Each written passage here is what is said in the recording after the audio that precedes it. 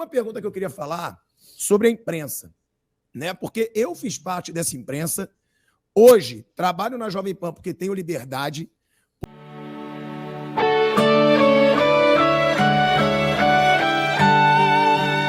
Eu sei a corja que é essa imprensa de esquerda, onde você não pode ter uma opinião diferente, senão você é minado. Eu trabalhei na Globo 9 anos. Eu sei o que eu estou falando.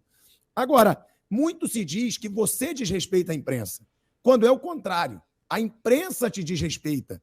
Você simplesmente responde e você é de verdade. Por isso que, assim como o Paulo, eu também tenho o meu voto declarado em você, porque você é de verdade, ao contrário de muito político. E aí, a pergunta que eu te faço, sobre a postura, eu vou ser bem claro, do William Bonner na entrevista com o Lula e na entrevista com o senhor, e do William Bonner no debate da Rede Globo. Você achou justo? É vergonhoso, né? Primeiro, o sorteio pode ser que tenha sido isento. Eu fui o primeiro a falar.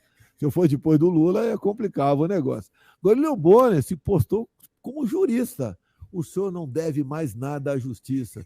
Pô, o cara foi condenado em 3 instâncias por unanimidade.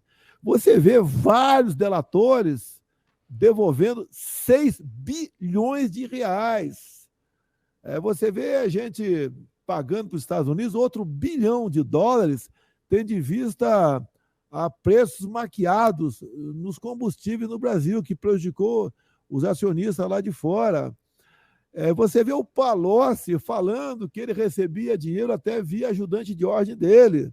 Ó, Alexandre Moraes, ajudante de ordem dele, não é meu não, tá? Inclusive, você vê acho que foi o Renato Duque, se não me engano, lá no hangar de São Paulo, da TAM, tá? Ele falou que esteve lá em delação premiada e que o Lula sabia de tudo. O Palocci diz também que ele, no final do mandato dele, ele conseguiu uma conta de 300 milhões lá fora.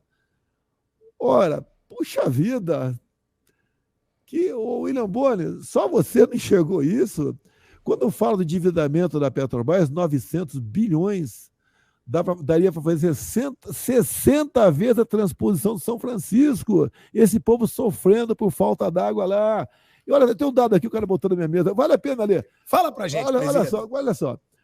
Só na elevatória de Salgueiro, que sempre houve um negócio de carro-pipa lá na região Nordeste. Um dia de bombeamento equivale a 30 dias de carro-pipa. 12 dias de bombeamento equivale a 1 ano de carro-pipa. Olha como foi vantajoso para todo mundo isso. E mais ainda, quando a gente fala em promessa, eu não gosto de falar em promessa, mas você pode ver, eu conversei agora há pouco com o Rogério Marinho, que ele foi o ministro que pegou e levou para frente a questão da transposição de São Francisco. E o reconhecimento houve, tanto é que ele se elegeu senador pelo Rio Grande do Norte. Ele fez uma conta simples aqui, porque a água para o Nordeste não é água para a tua casa apenas, né? É para, por exemplo, para a irrigação. 1 hectare de terra lá na região do Nordeste dá 2,5 empregos. 500 mil hectares, que esse alvo não é tão grande assim, dá 1.250.000 empregos. Detalhe, para a fruticultura. As melhores frutas do mundo são daquela região, como no interior de Pernambuco. Ou seja, é uma realidade de mais de 1 milhão de empregos, lá que não é promessa. Você vê candidato, eu vou criar 5 milhões de empregos ano que vem. Primeiro vai criar como? O chefe do executivo, presidente, governador e prefeito, não cria emprego, a não ser que ele crie cargo em comissão ou abra concurso público. Quem cria um emprego é a iniciativa privada, é o fazendeiro, é o produtor ali da agricultura familiar, é o empresário, o industrial. Do Bonner, eu queria falar o seguinte, porque ele não deixava você falar na sua entrevista. Sempre te interrompia, sempre te ironizou inclusive. E com o Lula, ele chegou a deixar o Lula falar cerca de 2 minutos sobre corrupção. Ele não interrompeu o Lula. Você acha que teve uma diferença? Não há dúvida que houve, mas foi combinado. O Bonner, no meu entender, tem muita chance de ir para o Supremo Tribunal Federal. Porque você não precisa sequer ser advogado, tem que ter conhecimento jurídico. E o Bonner demonstrou conhecimento jurídico, né? Senhor presidente Luiz Inácio Lula da Silva, o senhor não deve absolutamente nada para a justiça. Vamos lançar na hashtag aí, Boni pro Supremo. Tá? Algum tempo atrás, um pastor falou para mim, quando ele mostrou a Bíblia para mim, eu já conhecia, que já tinha lido a Bíblia, mas ler a Bíblia você... Não é assim, não vai ficar tudo aqui na tua memória. Eu li quando estava na fronteira, 79, 80 e 81. Eu era segundo e primeiro tenente. Servi na 4ª divisão de cavalaria. Tá? Lembra do teu avô que é de cavalaria. E ali esse pastor falou para mim, né? Aqui é a caixinha de ferramenta do ser humano.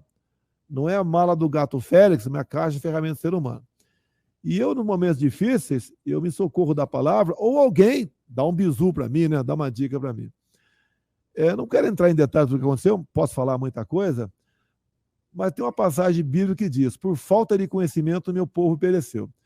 Eu entendo que até aquele momento, a população brasileira ainda não tinha conhecimento com profundidade, a não ser talvez ali uns 20%, do que é o Poder Executivo com seus ministros, a Câmara, o Senado, o TCU, o STJ e o Supremo Tribunal Federal.